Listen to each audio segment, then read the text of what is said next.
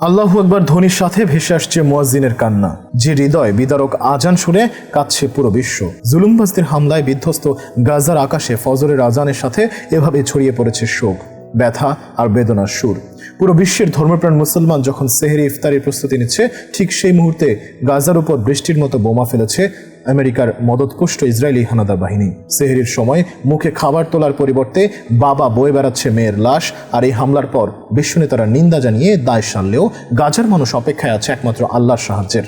পৃথিবীর বুকে যতদিন কাগজ কলম থাকবে ততদিন লেখা থাকবে এই হায়নাদের নির্মম ইতিহাস।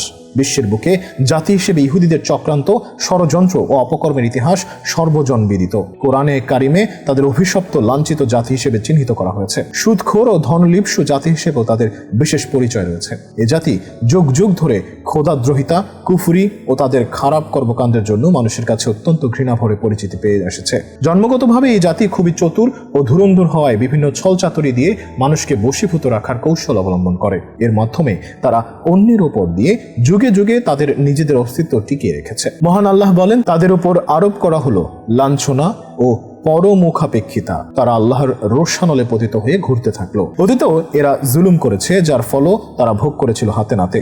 কখনো বাবেল সম্রাট বুখতেনাসর, কখনো রোমান সম্রাটের ছেলে তিতুসের মাধ্যমে কচু কাটা হয়েছে তারা। শেষবার এরা কচু কাটা হয়েছিল হিটলারের হাতে।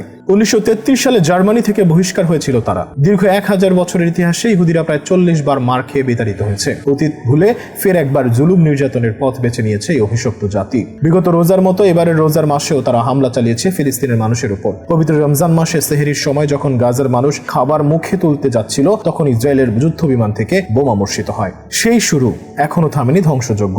কয়েক মাসের আলোচনার পর মিশর, কাতার ও যুক্তরাষ্ট্রের মধ্যস্থতায় গত 19 জানুয়ারি গাজায় যুদ্ধবিরতি কার্যকর হয়। এ চুক্তির আওতায় 38 জিম্মিকে মুক্তি দেয় হামাস। বিনিময়ে ইসরায়েলি কারাগার থেকে প্রায় 2000 বন্দীকে মুক্তি দেওয়া হয়। প্রাথমিক ও যুদ্ধবিরতির মেয়াদ শেষে দ্বিতীয় ধাপে স্থায়ী যুদ্ধবিরতির লক্ষ্যে কাতারের দোহায় বিবাদমান পক্ষের সঙ্গে কাতার ও মিশরের আলোচনা চলছিল। তবে বর্বরোচিত হামলার পর যুদ্ধবিরতির আলোচনা বন্ধ হয়ে গেছে। 1.5 মাস ধরে আলোচনা চললেও যুদ্ধবিরতির দ্বিতীয় ধাপ অর্থাৎ স্থায়ী যুদ্ধবিরতি ও গাজা থেকে সব সেনা প্রত্যাহারের বিষয়ে ইসরায়েল রাজি হচ্ছিল না। ইসরায়েল ও তাদের মিত্র যুক্তরাষ্ট্র চাচ্ছিল প্রথম ধাপের যুদ্ধবিরতির মেয়াদ বাড়িয়ে গাজায় থাকা অবশিষ্ট জিম্মিদের মুক্তি দেওয়া হোক, কিন্তু হামাস বলে আসছিল মূল চুক্তি অনুযায়ী দ্বিতীয় ধাপে স্থায়ী যুদ্ধবিরতির চুক্তি কার্যকর করতে হবে। এর আওতায় ইসরায়েলের সব সেনাকে গাজা থেকে প্রত্যাহার করতে হবে। এরপরই বাকি জিম্মিদের ছেড়ে দেবে তারা। হামাস এখনো মূল যুদ্ধবিরতির চুক্তি মেনে চলতে চায় বলে জানিয়েছেন সংগঠনটির মুখপাত্র আব্দেল লতিফ। এদিকে এই হামলায় হাজারো মানুষের মৃত্যু হলেও ইসরায়েলের প্রধানমন্ত্রী নেতানিয়াহু বলছেন, গাজায় তাদের অভিযান কেবল শুরু হয়েছে। নিহতদের বেশিরভাগই নারী ও শিশু। নিষ্পাপ শিশুদের হত্যা করতেও একবার কাঁপছে না দখলদার বাহিনীর হাত। ধ্বংসস্তূপে পরিণত হওয়া গাজায় ক্লান্ত বিধ্বস্ত মানুষ এখন নীরব। বিশ্ব নেতারা শুধু নিন্দা জানিয়ে দায় সারলেও গাজার জনগণ তাদের সব অভিযোগ জমা রাখছেন কিয়ামতের দিনের বিচারের জন্য। 1.5 বছরের যুদ্ধে 50,000-এর বেশি ফিলিস্তিনিকে হত্যার পর কিছুদিন আগে গাজার কিছু অংশে ফিরে আসতে শুরু করেছিল বাসিন্দারা। নিজেদের বাড়িঘর ধ্বংসস্তূপে পরিণত হলেও আল্লাহর কাছে শুকরিয়া জানিয়ে তারা রমজানের আনুষ্ঠানিকতা পালন শুরু করেছিলেন। কিন্তু কোনো রকম সতর্কতা ছাড়াই আবারও গাজায় আগ্রাসন নামিয়ে এনেছে নেতানিয়াহুর বাহিনী। একের পর এক বোমা হামলায় রেহাই পাচ্ছে না গাজার কোনো অঞ্চলে। ইসরায়েলি হামলায় স্বজন হারানো পরিবারগুলো এখন মরদেহের সন্ধানে ঘুরছেন ধ্বংসস্তূপের মর্গে। বহু পরিবার পুরোপুরি নিশ্চিহ্ন হয়ে গেছে, যেখানে কেউই আর বেঁচে নেই। আল জাজিরার এক প্রতিবেদনে উঠে এসেছে রামি আব্দুর মতো বহু মানুষের কথা, যারা নিজেরা বেঁচে থাকলেও বাবা, মা, ভাই বোন সহ পরিবারের সবাইকে হারিয়েছেন। কিন্তু তবুও গাজার জনগণের দৃঢ় ঘোষণা, ইসরায়েল হয়তো আমাদের হত্যা করতে পারে, আমাদের শহর ধ্বংসস্তূপে পরিণত করতে পারে, কিন্তু আমাদের ভূমি থেকে ফিলিস্তিনিদের কখনোই উপড়ে ফেলতে পারবে না। ফিলিস্তিনবাসীর এই আর্তনাদ প্রকাশ পেয়েছে মুয়াজ্জিনের আজানেও। যে আজান শুনে চোখে পানি ধরে রাখার মতো শক্তি কারোর নেই।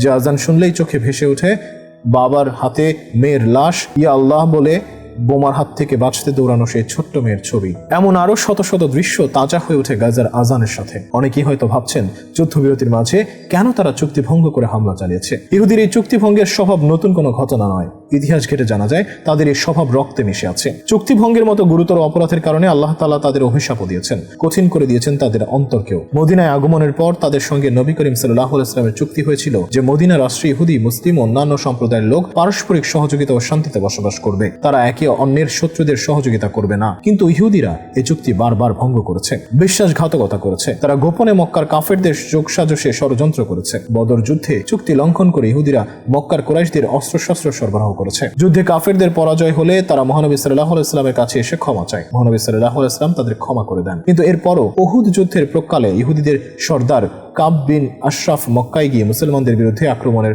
উস্কানি দেয় এবং কাফিরদের সহযোগিতার আশ্বাস দেয়। তবে মজলুম এই দলটি এখন আর কোনো মানুষের সাহায্যের অপেক্ষায় নেই, এমনকি তারা অপেক্ষা করছে না কোনো আবাবিলেরও। ফিলিস্তিনের মানুষ এখন শুধু অপেক্ষা আল্লাহর সাহায্যের। যেভাবে ইব্রাহিম আলাইহিস সালাম বলেছিলেন হাসবুনাল্লাহু ওয়া নি'মাল ওয়াকিল, আর এই কথার মাধ্যমে আল্লাহ নিজ কুদরতের মাধ্যমে অগ্নিকুণ্ডেও তাকে হেফাজত করেছেন, তেমনি ভাবে গাজাবাসী এখন ইব্রাহিম আলাইহিস সালামের মতো এক আল্লাহর উপরে ভরসা করছে। আর যারা একমাত্র আল্লাহর উপরে ভরসা করে, আল্লাহ তাদের জন্য যথেষ্ট হয়ে যান।